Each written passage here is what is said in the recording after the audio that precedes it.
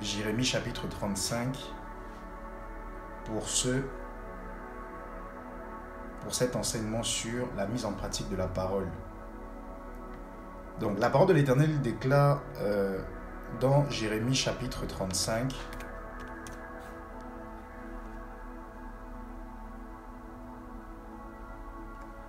la parole qui fut adressée par l'Éternel à Jérémie au jour de Jéhoiakim, fils de Josias, roi de Juda, en ces termes. Va à la maison des Récabites et leur parle, et fais-les venir à la maison de l'Éternel dans une des chambres et offre-leur du vin à boire. Je pris donc Jazania, fils de Jérémie, fils de Abatina, et ses frères, et tous ses fils, et toute la maison des Récabites. Je les amenai à la maison de l'Éternel dans la chambre des fils de Hanan, fils de Jidgalia, homme de Dieu, laquelle était auprès de la chambre des chefs, au-dessus de la chambre de Maséja, fils de Shallum, garde du seuil. Donc la première chose que nous pouvons, parce que quand on lit la parole de Dieu, il faut être curieux. Donc ça c'est vraiment très intéressant, ça peut faire l'objet d'un enseignement. Nous voyons la constitution, nous voyons le contenu de la maison de Dieu. Nous voyons qu'il y a plusieurs chambres. Il y a des chambres qui sont en bas, il y a des chambres qui sont en haut. C'était juste pour attirer votre attention dessus. Et je mis devant les enfants de la maison des Récabites des vases pleins de vin et de coupes. Et je leur dis, buvez du vin. Mais ils répondirent, nous ne boirons point de vin. Car Jonadab, fils de Récab, notre père, nous a donné un ordre en disant, vous ne boirez point de vin, ni vous, ni vos enfants à jamais. Vous ne bâtirez point de maison, vous ne sèmerez pas de semences, vous ne planterez pas de vignes et vous n'en posséderez point. Mais vous habiterez sous des tentes tous les jours de votre vie afin que vous viviez longtemps sur la terre où vous êtes étrangers. Nous allons aller au verset 12. Verset 12. Alors la parole de l'Éternel fut adressée à Jérémie en ces mots.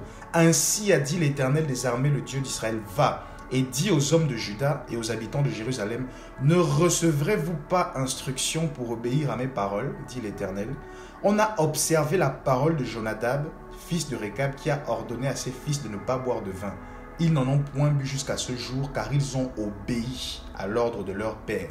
Mais moi, je vous ai parlé dès le matin et vous ne m'avez point obéi. Je vous ai envoyé tous mes serviteurs, les prophètes. Je les ai envoyés dès le matin pour vous dire, détournez-vous chacun de votre mauvaise voie, amendez vos actions et n'allez pas après d'autres dieux pour les servir. Donc, je pense que nous allons nous limiter là. Donc, ce que nous voyons, ce que nous constatons dans ce passage, Jérémie chapitre 35, c'est un chapitre du livre de Jérémie qui est notamment utilisé pour parler de l'histoire des Récabites, notamment de l'obéissance des Récabites. Bon, déjà, qui sont les Récabites? Les Récabites, ce sont les descendants de Hobab.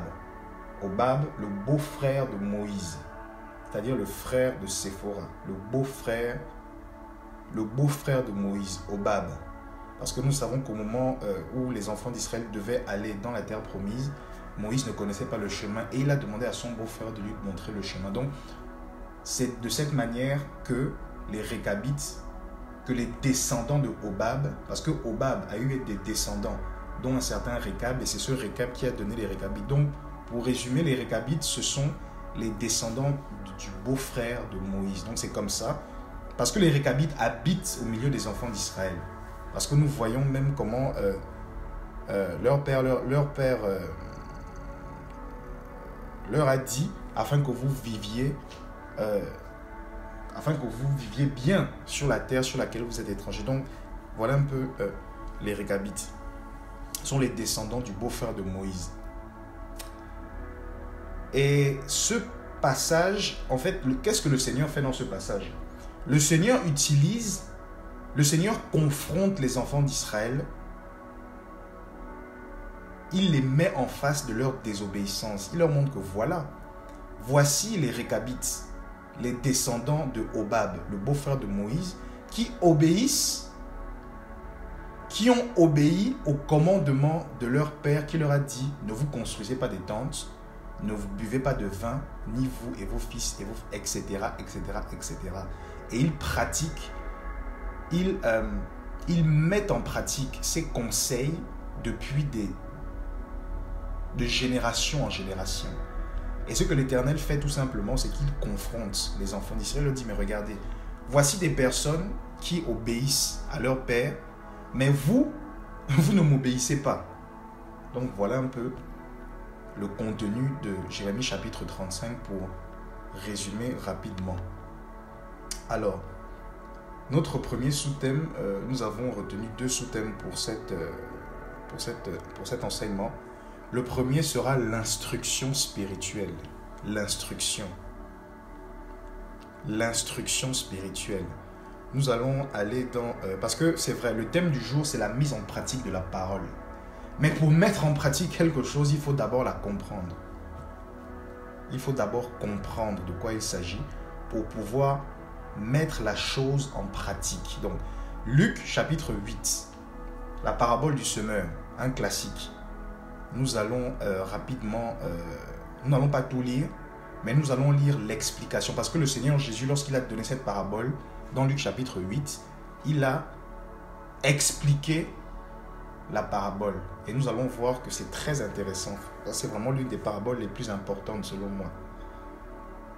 Avec la parabole des 10 talents. Pour moi, ce sont les paraboles les plus importantes. La parabole du semeur et la parabole des 10 talents. Bon, la parabole de l'enfant prodigue aussi. Alors, donc Luc chapitre 8. Donc, explication de la parabole du semeur par le Seigneur Jésus. La semence, c'est la parole de Dieu. Ceux qui la reçoivent le long du chemin sont ceux qui l'écoutent. Mais le diable vient, qui ôte cette parole de leur cœur, de peur qu'en croyant, ils ne soient sauvés. Ceux qui la reçoivent dans des endroits pierreux sont ceux qui, ayant entendu la parole, la reçoivent avec joie, mais ils n'ont point de racines et ils ne croient que pour un temps. Et quand la tentation vient, quand la tentation survient, ils se retirent.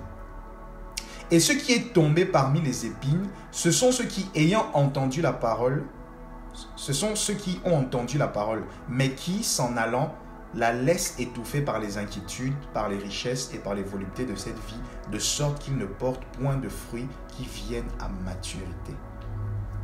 Mais ce qui est tombé dans une bonne terre, ce sont ceux qui, ayant entendu la parole avec un cœur honnête et bon, la retiennent et portent du fruit avec persévérance. Personne, après avoir allumé une lampe, ne la couvre d'un vaisseau ni ne la met sous son lit, mais il la met sur un chandelier afin que ceux qui entrent voient la lumière. Car il n'y a rien de secret qui ne doive être manifesté, ni rien de caché qui ne doive être connu et venir en évidence.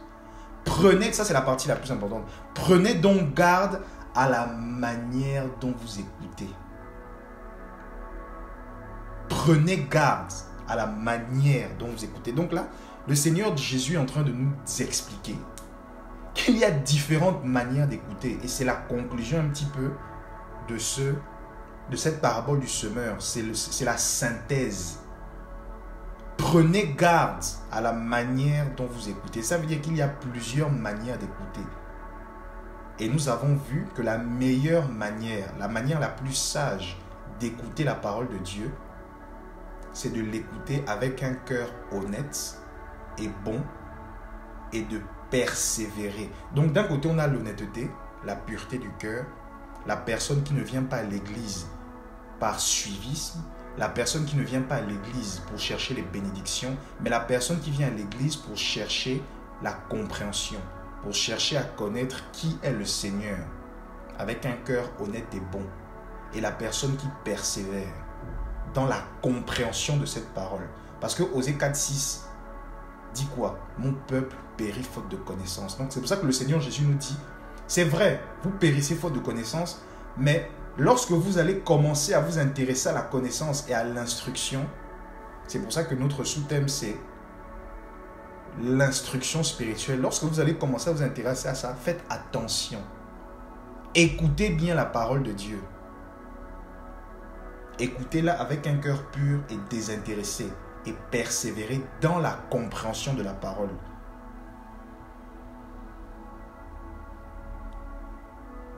Donc le Seigneur Jésus attire vraiment notre attention sur la façon dont nous écoutons.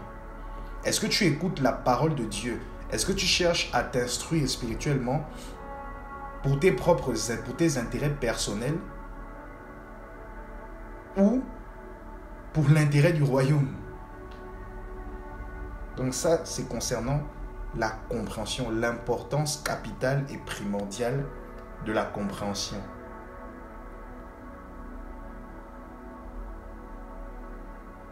Et l'autre point important dans cette première partie, l'instruction spirituelle, c'est justement la persévérance.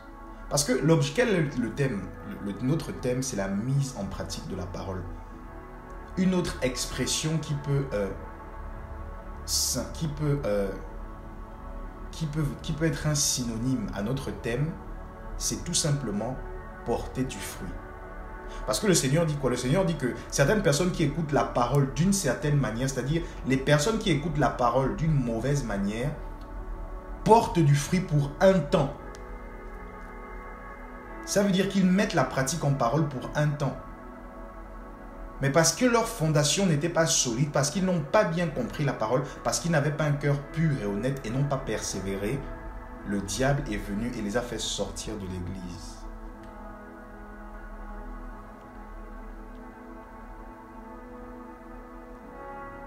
Donc c'est très important de faire attention à la manière dont nous écoutons la parole.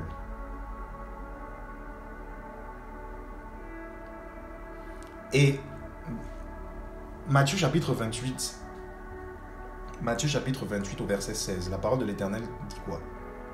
Matthieu chapitre 28 au verset 16. Or, les 11 disciples s'en allèrent en Galilée sur la montagne que Jésus leur avait assignée. Et quand ils le virent, ils l'adorèrent.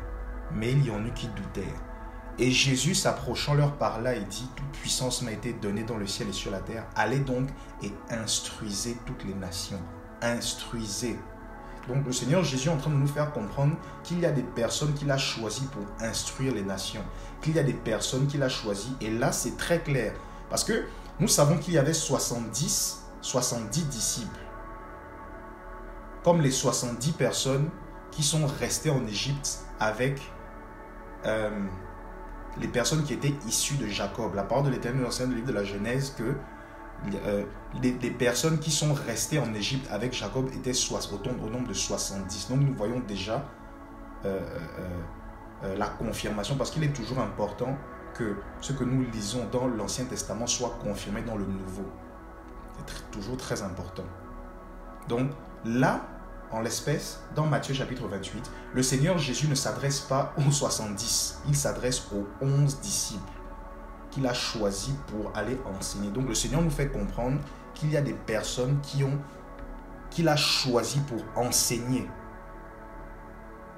Et dans une autre... dans l'un des épîtres, le Seigneur nous met en garde justement contre les personnes qu'il n'a pas choisies pour enseigner. Parce qu'aujourd'hui, tout le monde veut enseigner. Tout le monde pense qu'il comprend la parole de Dieu. Tout le monde pense, c'est malheureux, mais c'est la mode. Tout le monde pense qu'il peut enseigner les gens. Tandis que c'est une onction, c'est une autorité. Et justement, dans Matthieu chapitre 7 au verset 28, la parole de l'Éternel déclare, Matthieu 7, 28, « Or, quand Jésus eut achevé ses discours, le peuple fut étonné de sa doctrine, car il l'enseignait comme ayant autorité et non pas comme les scribes. » Ça veut dire qu'il y a des personnes qui ont reçu l'autorité, qui ont cette onction qui permet d'enseigner.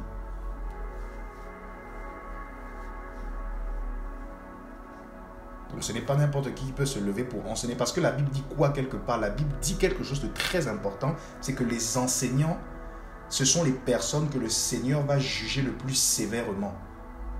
Les enseignants. C'est pour ça que ce n'est pas... La compréhension de la parole de Dieu, ce n'est vraiment pas un jeu. Le Seigneur a établi des personnes qui sont là pour enseigner.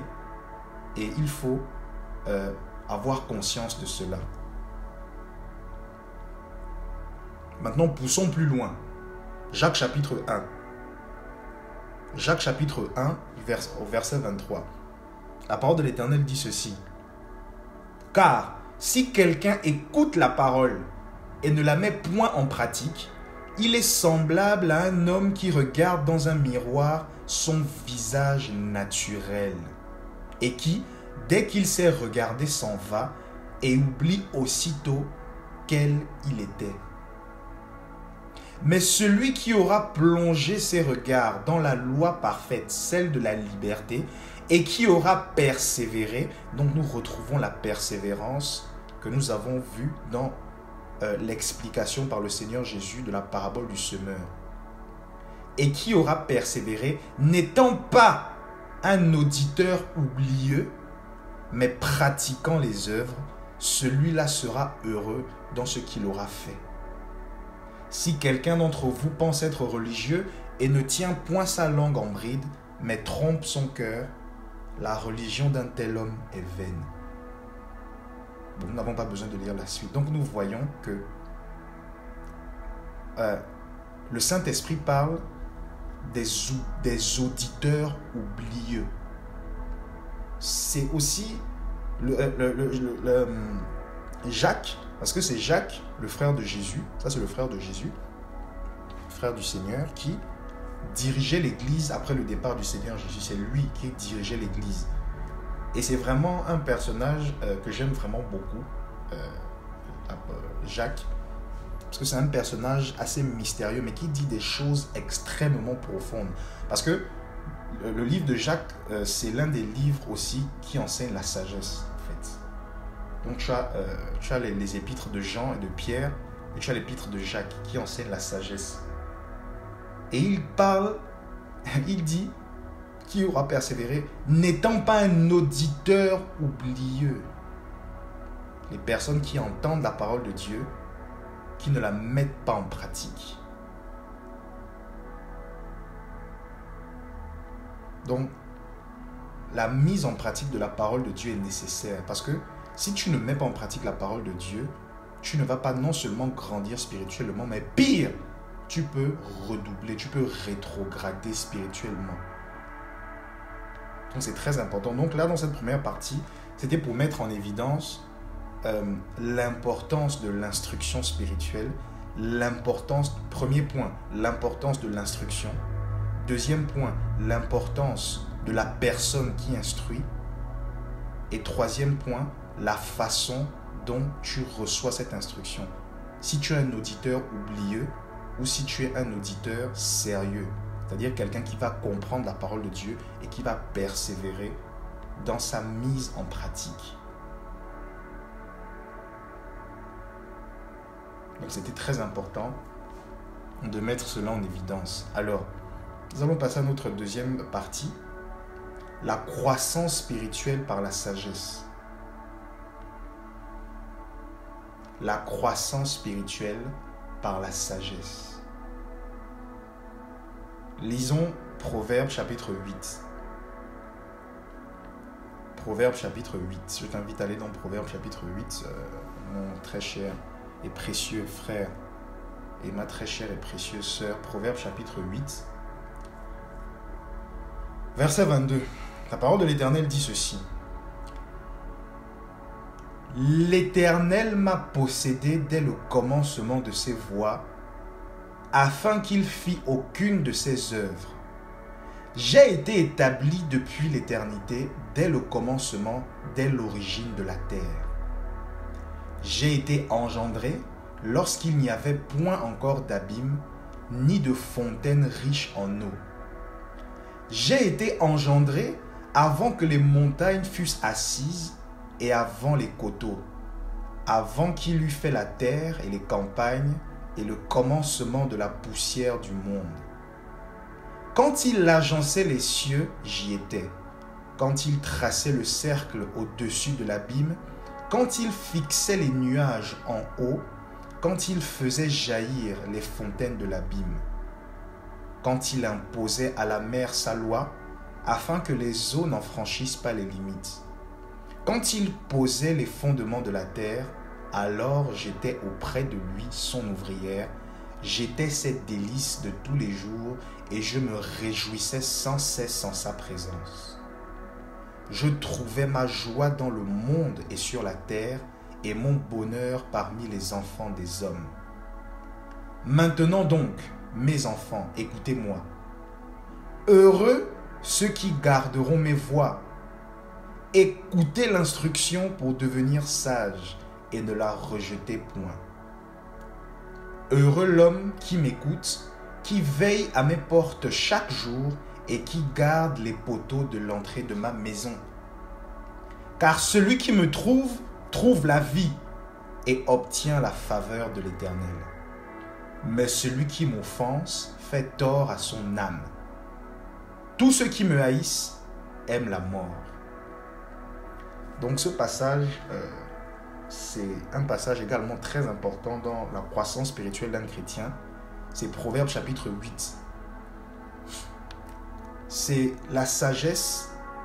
La sagesse est en train de s'exprimer. Parce que la sagesse, c'est un esprit. Bon, c'est vraiment au sens figuré. Mais ce que nous devons comprendre, c'est que la sagesse, il y a 3 choses à comprendre dans ce passage.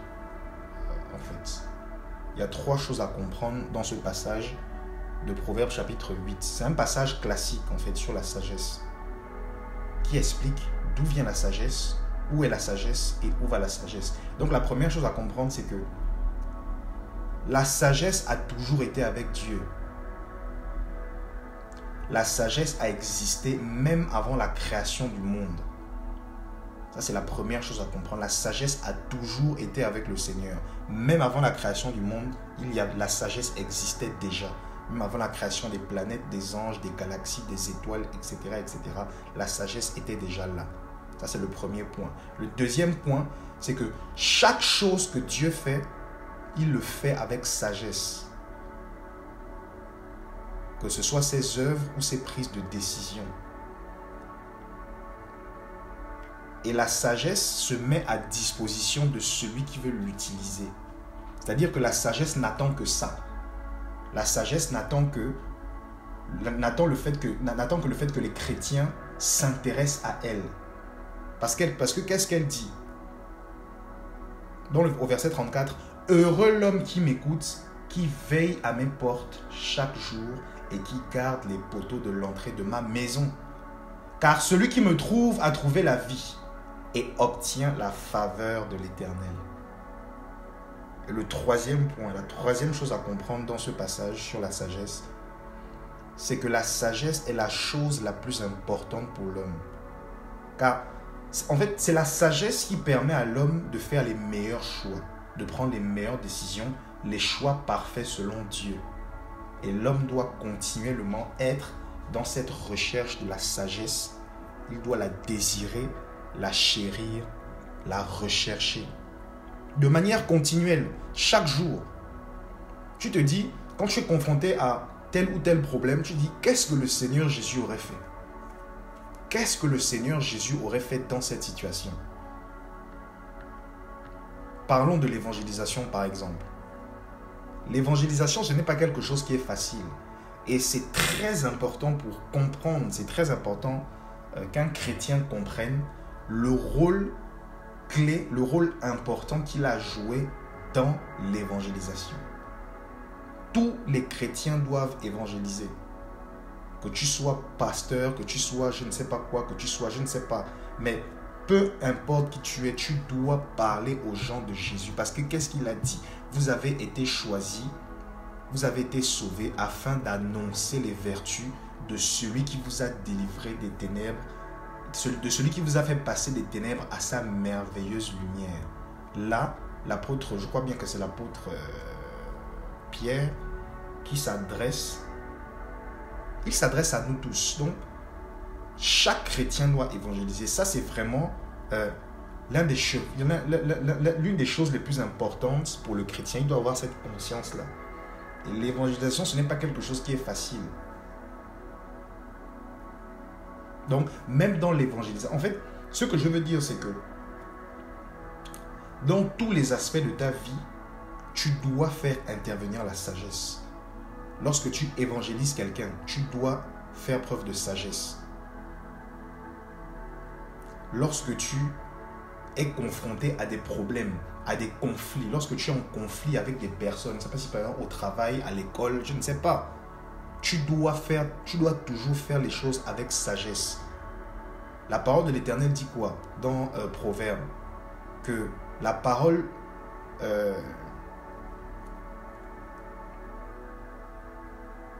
que la réponse douce calme la colère. Donc ça, c'est une preuve de sagesse. Et c'est de la mise en pratique. C'est de la mise en pratique de la parole de Dieu. Parce que la parole de Dieu, c'est quoi? Ce sont des conseils que le Seigneur nous donne. Ce sont des conseils de vie. Comporte-toi comme ça dans telle ou telle situation. Le Seigneur Jésus dit quoi? Lorsque tu vas au tribunal et que quelqu'un veut plaider contre toi, arrange-toi d'abord avec la personne en route. C'est-à-dire, sur le chemin du tribunal, arrange-toi avec la personne. Donc, la sagesse, la sagesse se pratique. Et c'est ce que je veux dire, c'est que là, notre thème, c'est la mise en pratique de la parole de Dieu. Mais la parole de Dieu, c'est quoi d'abord? C'est la sagesse. Parce que c'est la sagesse qui te permet d'avoir conscience du salut.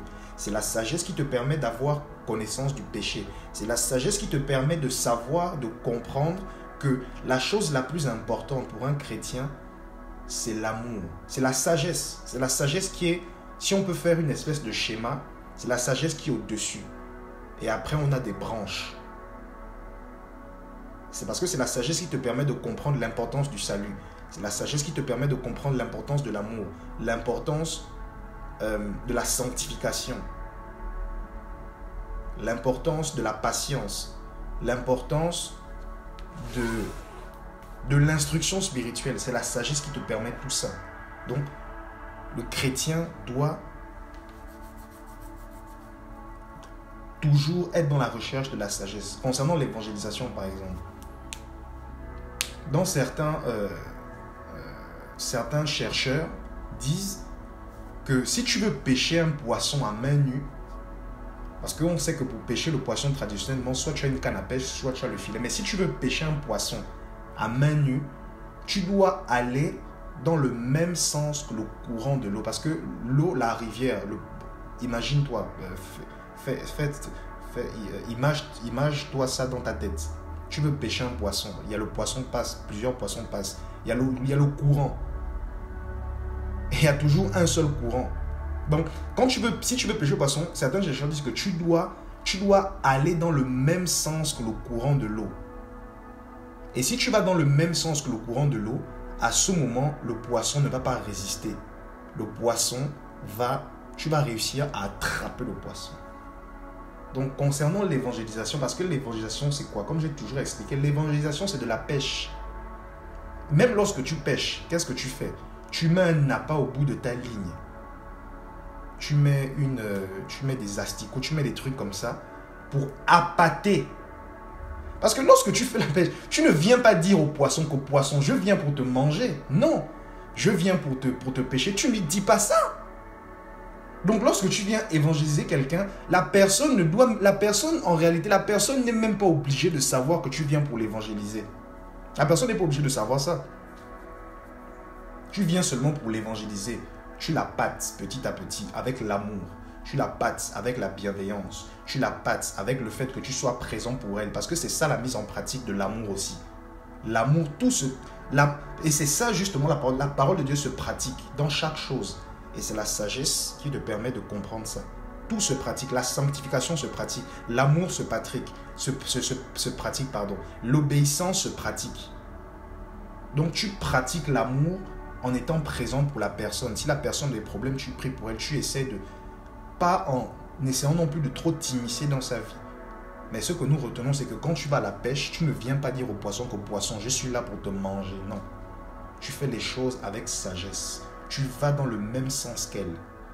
Bien sûr, tu n'es pas là pour... parce que toi, tu es un chrétien. Tu es un chrétien éveillé. Tu as conscience que cette personne a encore en elle l'esprit du monde. Tu as cette conscience-là. Et tu sais que, bon, ça ne sert à rien de parler à la personne du péché. Ça ne sert à rien de parler parce que ça va faire fuir la personne. C'est pour ça justement que quand tu viens pécher, tu ne dis pas à la personne non, je suis là pour te manger. Non. Parfois, tu vas dans le sens de la personne. C'est ça la sagesse. C'est un art qui se met en pratique. Amen.